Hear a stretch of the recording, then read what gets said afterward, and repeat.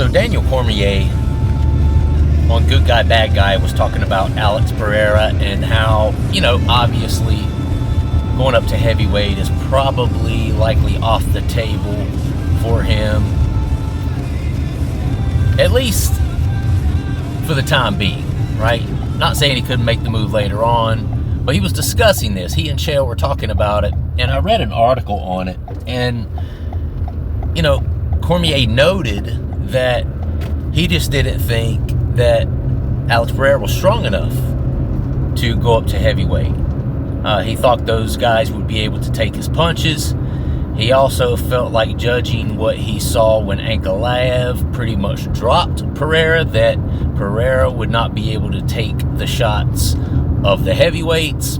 And he also noted how when Pereira was up against the fence, he wasn't able to break free from Ankalaev and felt like he was basically, I guess, out-muscled there. And, listen, all due respect, obviously Daniel Cormier knows more about being inside that cage than I do, but I have to respectfully disagree because he is talking out of his asshole. Because it is nothing to do with his level of strength. Okay? Not one thing to do with how strong he is as a person, how big he is as a person. Now, he could take the time to build into a heavyweight body. He's 6'4", he's obviously built to be kind of a slender, okay, doing a video. Jesus, it's my wife. I knew I should have turned my freaking notifications off. Anyway, before I was rudely interrupted by the love of my life and mother of my kids, what I was saying was that it has nothing to do with his level of strength, his ability to be able to take the shots.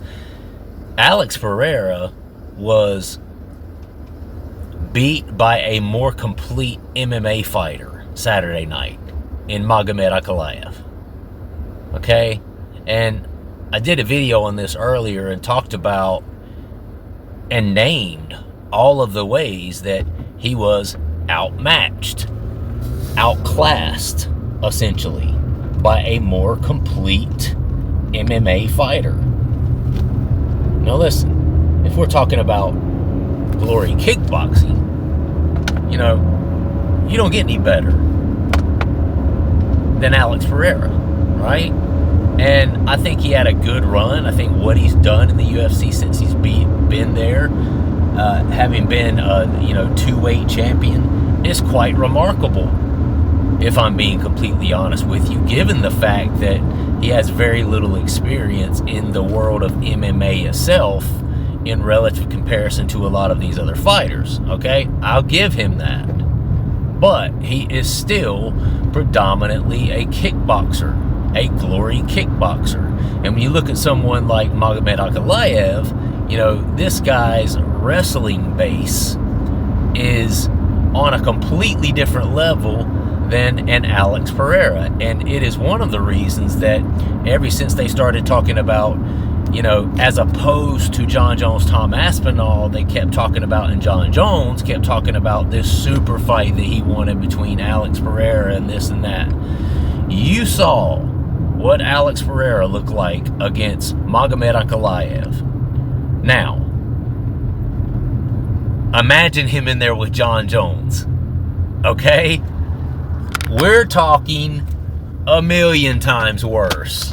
We're talking there's no way in hell that he competes from a grappling clinch perspective with someone like Jon Jones if he cannot compete with a Magomed Ankalaev. Okay? And that's why I've been saying the whole time, this notion that Jon Jones and Alex Pereira are going to create this huge super fight in this huge moment in time as far as in MMA sports together, it's just silly. That notion is silly. Because when you compare the two, I've said this a million times. So listen, everybody's always got a puncher's chance. You hear the term puncher's chance. It's thrown around quite frequently in MMA, right? Everyone always has a puncher's chance. Am I saying that Alex Pereira could never knock out Jon Jones? Of course I'm not saying that. Anyone can be knocked out. Alex Pereira is obviously a very devastating puncher. Anybody could get knocked out. Magomed Ankalaev could have got knocked out by Alex Pereira, right? Obviously, Jon Jones could as well. But the chances of it happening are slim to none, because just like Magomed Ankalaev exposed Alex Pereira's lack of grappling prowess and clinch prowess, Jon Jones would do all the more to expose that same, I don't even want to call it a weakness, let's call it a lack of experience, okay? I mean, it is a weakness, because if you call it a strength for one person, then you flip that coin over, you also have to call it a weakness for the next guy who can't compete in that same realm, right? But, I'm being politically correct. I'm being nice. It's a lack of experience. And despite being good friends with Glover Teixeira, fair enough, Glover Teixeira is an accomplished grappler, good jiu-jitsu guy, but that's Glover Teixeira, right? And he's been doing that since he was knee-high to a grasshopper, right? In fact, he was doing that before he ever even thought about striking, right? For Alex Pereira, it's the opposite. It's quite the opposite. Now, fair enough. He can sprawl, push down the head, get underhooks. He can do all the defensive tactics necessary for, most guys in that division to not just get completely dog-walked. And for the most part, he can keep himself from getting taken down in some cases, although you look at fights like him with Jan Blachowicz, that was a close fight. Why is that? Because Jan Blachowicz is a better grappler, a more experienced and a more supreme grappler than is Alex Pereira. So I just have to disagree with Daniel Cormier. It's got nothing to do with anything other than skill level. So, it is a fact. I agree that, he was talking about moving up to heavyweight, whatever. That probably would have been something they would have seriously looked into had he went in there and defeated Magomed Ankalaev, okay? That didn't happen. Obviously, that changes the scope of things quite a bit. In my opinion, I'm glad that happened. I'm glad he lost, and I'm glad he's not going up to heavyweight, because I don't want to pay $80 for a pay-per-view to watch Jon Jones dog walk Alex Pereira all over the octagon for 25 minutes. I don't want to see that. Assuming that he didn't get him out of there even earlier by submitting him, or whatever the case, right? I don't want to see that. I've been watching MMA long enough to know the P's from the Q's, right? And Alex Pereira could never compete. This is MMA, guys. This is not glory kickboxing. And I think that he was fortunate. His first several fights in the UFC, many of his fights in the UFC, he had a willing dance partner.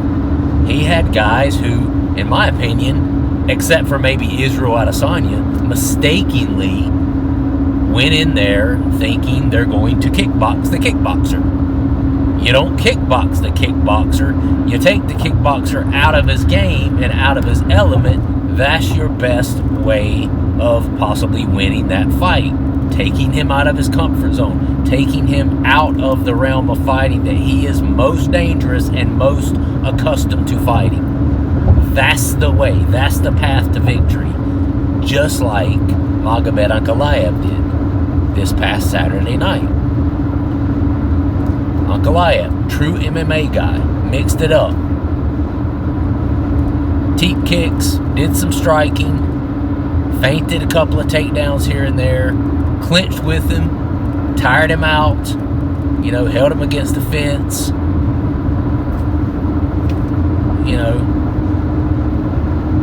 You think if Magomed Ankalaev would have just stood at distance in the middle of the octagon with Alex Pereira like Khalil Roundtree tried to do, you think it would have been the same result? Probably not. Might have got slept. Might have got knocked out. I mean, he certainly had a better game plan even to kickboxing than a lot of other guys did. The teep kick, that was money.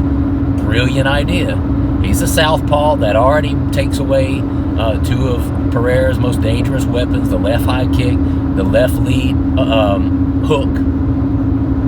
Takes away those two, right? Being a southpaw. And then, to judge his own distance, and for him to be the one that was maintaining the distance, as opposed to Pereira, the teep kick. So, just those two things right there, one being an intangible, and the other being, well, he's just a southpaw. It's just the way he fights. Those were enough in and of themselves to give him a better chance at just a regular old kickboxing match. Other guys didn't do that, and Alex Pereira has been lucky for that. And, I'm not saying that for all the Alex Pereira fanboys out there who want to hate on me in the comments, I'm not saying that his level of success achieved in the UFC is luck. But I do think it's quite convenient that, he gets Israel Adesanya, back to back, right? And then he gets Khalil Roundtree, who's just outgunned in general, who's also a kickboxer, but much shorter, didn't have a complete plan, a complete MMA plan to beat Alex Pereira. To get Yuri, who goes out there and hops around with his, hands down by his waist. That's just, that's not the way to beat a guy like Alex Pereira. You can't do that. You can't. He's going to catch you. He's a sniper. He is a pro at finding those openings in guys. Right? But Ankalaev took away all of those openings. So I'm going to wrap it up. I disagree with Daniel Cormier. I just do. Disagree. I don't think it has anything to do with his strength. I think he's strong enough to compete with heavyweight. I think he's strong enough to knock those guys out if he can get his hands on them. I think what we saw is that he lacks the skills and experience as an all-around, multifaceted MMA fighter to beat the very, very, very, very top guys like Ankalaev, like Jon Jones, right? I have doubts that he could beat Dricus du Plessis if Dricus was to go up to light heavyweight. I doubt it. I do. I have my doubts now. I doubted it before, but now, after seeing this fight with Ankalaev, I doubt it even more. I think Dricus might beat Alex Pereira. Anyway, I'll probably catch a lot of hate for that one. Calm down, Alex Pereira fanboys. I love Alex Pereira. I think he's awesome. Ton of respect for that guy. To do what he did, come from a completely different sport, and come into the UFC and go on the type of run he did, absolutely amazing. There's been no one else to do that. So he obviously has something, doesn't he? But I don't think he ever gets the title back now that Ankalaev's in the picture.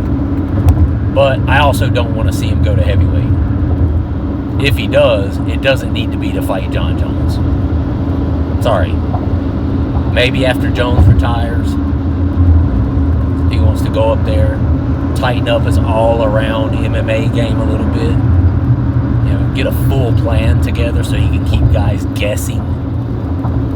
Because Everybody studied him now. Everybody knows the blueprint now. Guys are starting to figure out how to beat him, right? The blueprint's been laid. Ankalaev showed us the way, right? Anyway, if you would, please do subscribe to the channel, like the video, comment down below, and I will see you guys on the next one. Thanks so much for watching.